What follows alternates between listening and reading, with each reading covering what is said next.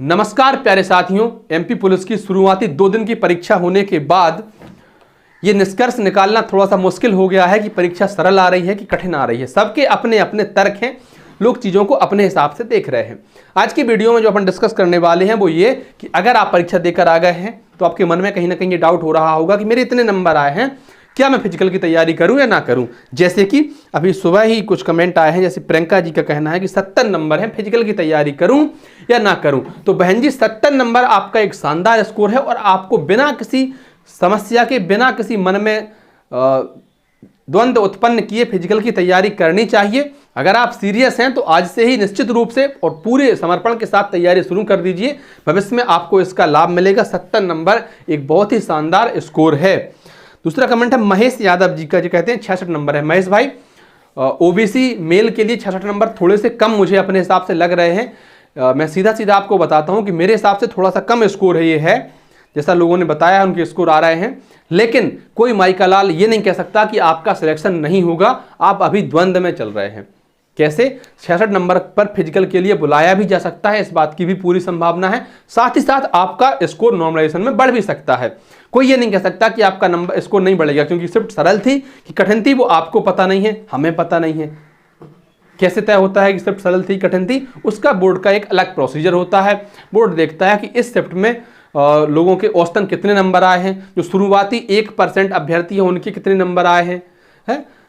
तो उसके आधार पर सिस्टमेटिक ढंग से व्यवस्थित तरीके से सब कुछ चलता है। उसके आधार पर तय होता है कि नॉर्मलाइजेशन में आपके नंबर बढ़ेंगे कि घटेंगे। और अगर संभवतः आपके नंबर बढ़ जाते हैं 3-4 नंबर, चूंकि बढ़ते तो 8-8, 10-10 हैं, लेकिन अगर आपके 3-4 नंबर भी बढ़ जाते हैं तो भी आपका सिलेक्शन हो जाएगा। इसलिए आप से कुछ भी कह पाना मेरे बस की तो बात नहीं है, क्योंकि आपका स्कोर ही ऐसा है। लेकिन प्रियंका जी ने जैसा कहा था कि उनके 70 नंबर हैं, आप बिल्कुल श्योर हैं और फिजिकल की तैयारी आप कीजिए बहुत अच्छे से। आइए हम इसी को लेकर बात करने वाले हैं कि कितने नंबर लगभग होने चाहिए, क्योंकि अभ्यर्थियों ने हमें बताया है कि पेपर जो आ रहा है वो इजी टू मीडियम है। मीडियम है, मॉडरेट भी नहीं है, पेपर कठिन भी नहीं है। सभी अभ्यर्थियों ने कहा कि एडवांस के ज़्यादा प्रश्न आ नहीं रहे हैं, सबका स्कोर लगभग एवरेज 60 है और इसके ऊपर 70 भी बहुत लोगों को मिल रहे हैं, 80 नंबर बहुत कम लोग मिल रहे हैं। तो अमूमन 80% नंबर लाना तो बहुत बड़ी बात अपने आप में होती ही है, लेकिन 70% नंबर तक भी बहुत लोगों के आ रहे हैं। पहले ऐसा होता था कि लैब में एक आध मिल जाता था 70 वाले, अब यह है कि लैब में 5-6-8 होते हैं 70 वाले और 2-3 होते हैं 80 वाले। ऐसी स्थिति है। क्या आपकी लैब में भी ऐसा ही हुआ है? तो आप भी कमेंट में बताइए। और इसके पहले मैं आपसे 4 चीज़ें और मांगूंगा।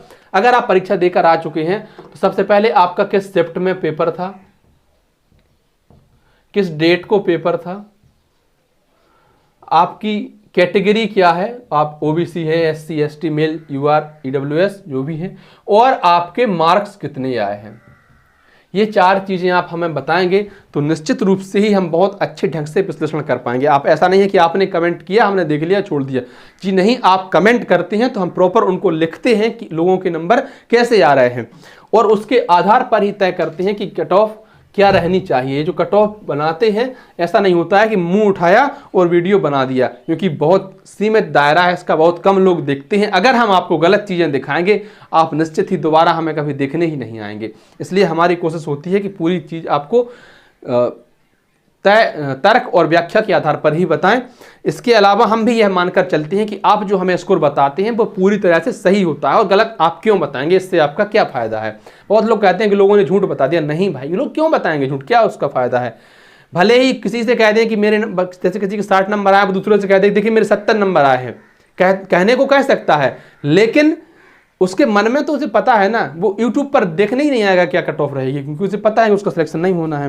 हम कट ऑफ की बात कर रहे थे, इसके लिए आप ये वीडियो देख रहे हैं। तो भाई साहब, यू आर मेल, फीमेल, सबसे पहले पुरुष वर्ग की हम कट ऑफ देखें तो मैंने पहले ही बताई थी, लेकिन अब मैं इसको थोड़ा सा इजाफा इसमें करना चाहूँगा। पुरुषों के लिए 75 नंबर और महिलाओं के लिए लगभग 69 नंबर। पुरुषों के लिए 74-75 नंबर होने चाहिए और महिलाओं के लिए 69 नंबर। इसके बाद हम बात करें ओबीसी कैंडिडेट्स की, तो ओबीसी के लिए पुरुषों के लिए लगभग 72 नंबर और महिलाओं के लिए 67 नंबर। इतना स्कोर करना ही पड़ेगा आपको। एससी कैंडिडेट्स के लिए 67 नंबर और महिलाओं के लिए 63 नंबर।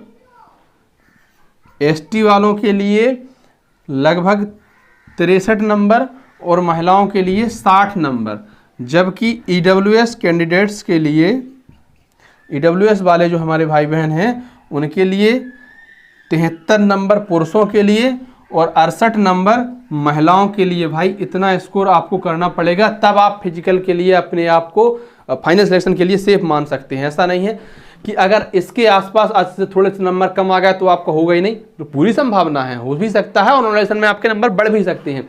नॉर्मलाइजेशन को भी हटा दिया जाए तो भी इससे कम पर हो सकता है। मैं एक और बात अंत में कहूँगा आपसे, प्लस माइनस इसमें 3 और कर लीजिए, इतना अंतर ज़्यादा से ज़्यादा रह सकता है, क्योंकि अभी बहुत अधिक लोगों के पेपर हुए नहीं हैं तो जानकारी नहीं है। लेकिन जिन लोगों से बात हुई है उनका ऐसा कहना है कि इस बार नंबर थोड़े से बेहतर आ रहे हैं, और जब बेहतर नंबर आ रहे हैं तो बेहतर की जरूरत ही पड़ेगी। भले ही 7 गुना बुला रहे हों, लगभग 50,000 अभ्यर्थियों को फिजिकल के लिए बुलाया जाएगा और फिर फिजिकल के नंबर के आधार पर मेरिट तय होगी। तो फिजिकल भी तय करेगा कि आपकी मेरिट क्या जाएगी, क्योंकि फिजिकल किस मौसम में होता है इसका बहुत असर पड़ता है। फिजिकल अगर सर्दियों में हुआ तो फिजिकल में आपके नंबर औसतन ज़्यादा आएंगे। फिजिकल अगर पिछली बार की तुलना में मई जून में हुआ, जहाँ पर कुछ अभ्यर्थियों की तो जान चली गई थी ग्राउंड में दौड़ते दौड़ते, तो निश्चित ही इसका असर पड़ेगा आपके स्कोर पर। फिलहाल ये स्कोर मेरे हिसाब से है कि आपको इसको फॉलो करना ही है, इसको आप पास कीजिए, इससे आगे निकलिए। जितना आप आगे निकलते हैं उतना बेहतर होता है आपके भविष्य के लिए, लेकिन इससे तो आपको प्लस लाना ही पड़ेगा, तभी आपको फायदा होगा। धन्यवाद प्यारे साथियों, क्योंकि 4 चीज़ों के लिए मैंने आपसे निवेदन किया था। किस शिफ्ट में आपका पेपर है, किस डेट को आपका पेपर है, 3 शिफ्ट में पेपर हो रहा है ना, और कितने नंबर आपके आए हैं, क्या कैटेगरी आपकी है, आप ये बताएंगे तो अपन और बेहतर तरीके से विश्लेषण कर पाएंगे। हम कोई संस्था नहीं है, आपकी तरह आपके छोटे बड़े भाई बहन हो सकते हैं और आपसे अपन से चर्चा करते हैं कि यार इतने नंबर पर सिलेक्शन हो जाएगा, इसकी आपके इतने नंबर हैं तो आप फिजिकल की तैयारी कीजिए। बहुत सारे अभ्यर्थियों को इससे मदद भी मिलती है। धन्यवाद प्यारे साथियों, वीडियो आपको अच्छी लगी हो तो वीडियो को लाइक कर दें, अपने ऐसे अन्य साथियों तक साझा भी कर दें जिसको संभवतः इसकी जरूरत हो सकती है। और आप चैनल पर नए हैं तो हाथ जोड़कर निवेदन है अपने चैनल को सब्सक्राइब भी कर दें।